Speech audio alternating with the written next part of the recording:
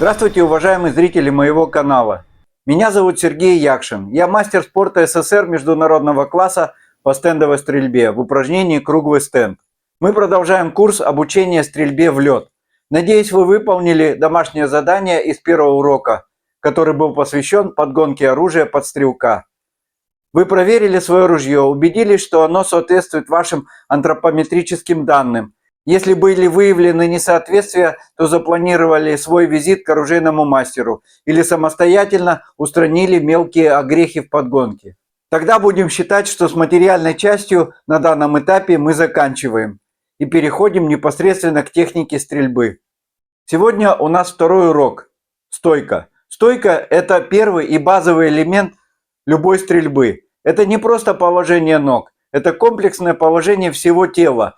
Ног, корпуса, рук, головы и плечевого пояса. Правильная стойка – это согласованная геометрия тела, которая позволяет быстро, естественно и стабильно выполнять главную задачу – точный выстрел по быстро движущейся мишени.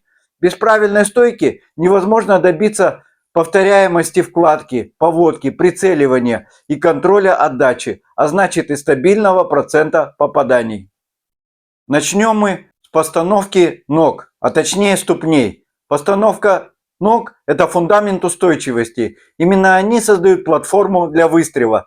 Многие начинающие стрелки ошибочно считают, что стреляют руками. На самом деле стрельба выполняется корпусом, а руки всего лишь скидывают и поддерживают оружие. Так вот, корпус, как говорится, и опирается на эти самые ноги. Одним из основных параметров является ширина постановки ног.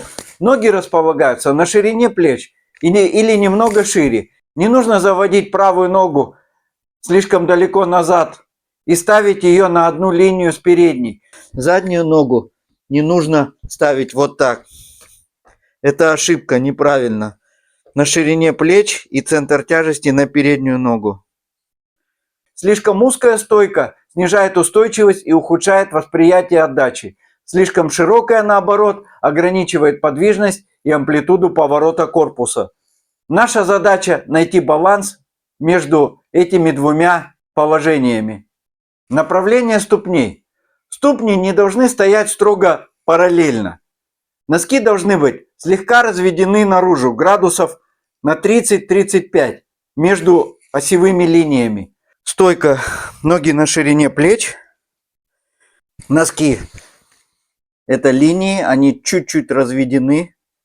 Для правши существует простой ориентир.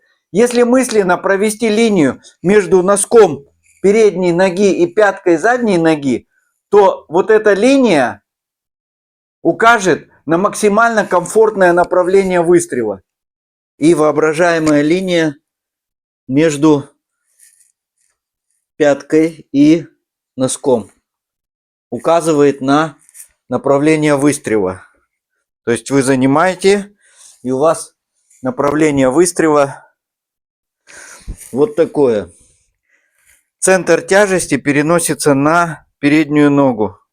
Поэтому, если вы заранее знаете сектор стрельбы, сначала мысленно определите направление этой линии, и только после этого принимайте правильную изготовку. Для левши все выполняется зеркально противоположно. Существует такая особенность строения тела человека, что правша со вскинутым оружием может свободно поворачиваться влево примерно на 100-120 градусов, а вот направо в среднем до 90 градусов. Именно поэтому постановка ног должна учитывать предполагаемый сектор стрельбы. То есть вы должны не стоять лицом к предполагаемой цели, а немножко развернуться для правши вправо, для левши влево. Как бы занять такую, я бы сказал, боксерскую стойку. Стойка стрелка похожа на стойку боксера. Тогда вам влево будет поворачиваться в любом случае значительно удобней, но и вправо вы можете повернуться, к примеру, примерно на такой же угол. То есть сектор удобного положения у вас будет одинаковый, что влево, что вправо. Если же вы примете положение лобовое, то влево вы можете стрелять практически вдогон, а вправо не сможете развернуться, не нарушив вашу прицельную линию.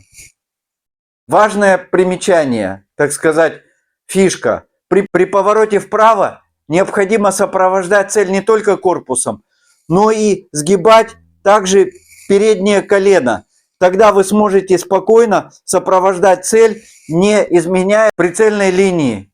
Без этого стрельба по мишеням, идущим слева направо, будет даваться значительно сложнее. Следующий параметр стойки – это распределение веса. В стойке 60-70% веса должно находиться на передней ноге. Она также является как бы осью вращения, на которую вы опираетесь и вращаетесь влево и вправо. Задняя нога также принимает часть веса, но является больше поддерживающей. Корпус слегка подается вперед от тазобедренного сустава, именно от таза, а не за счет сильного наклона спины. То есть не нужно сильно наклонять спину, тянуться. Мы не сгибаемся, мы смещаем центр тяжести вперед. Вот так вот. Если вес остается на задней ноге или же распределен равномерно, во время выстрела, особенно второго, третьего на охоте, вас будет отбрасывать назад.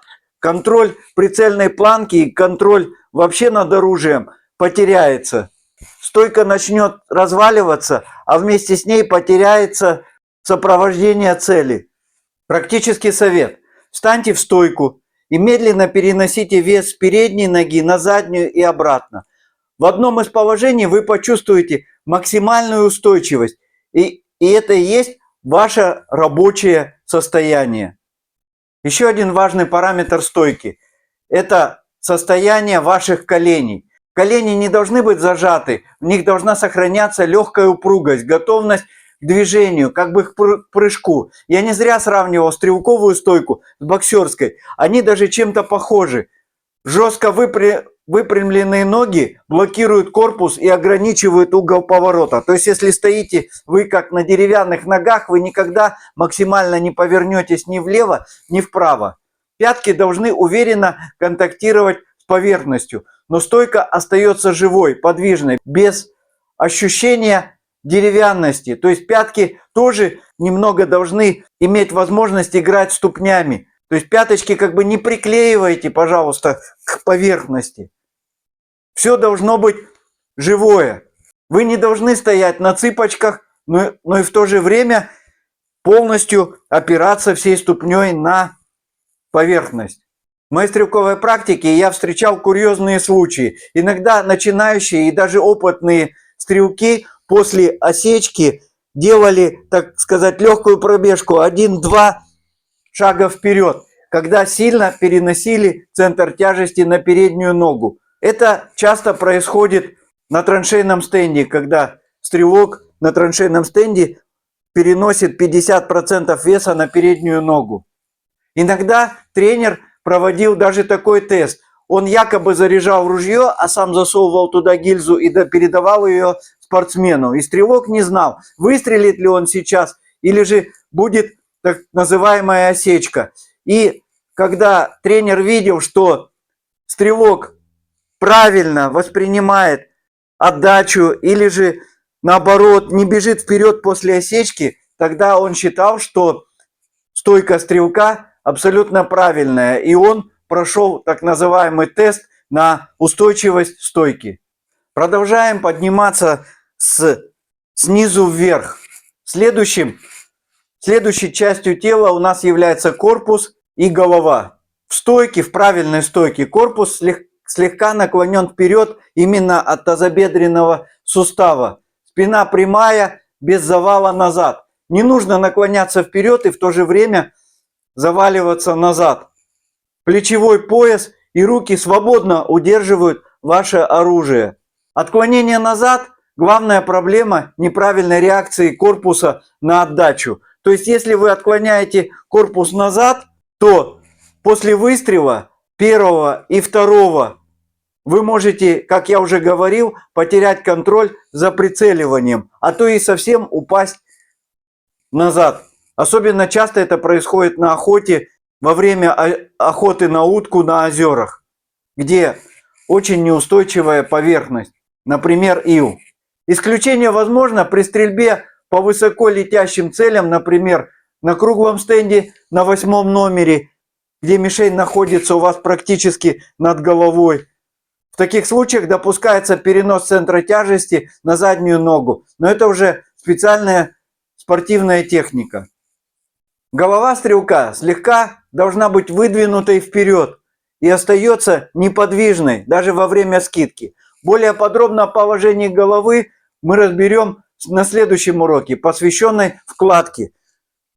Уважаемые зрители, в этом цикле я сознательно убрал оружие из кадра, чтобы видео осталось доступным максимально широкой аудитории и не попадало под возрастные ограничения платформы.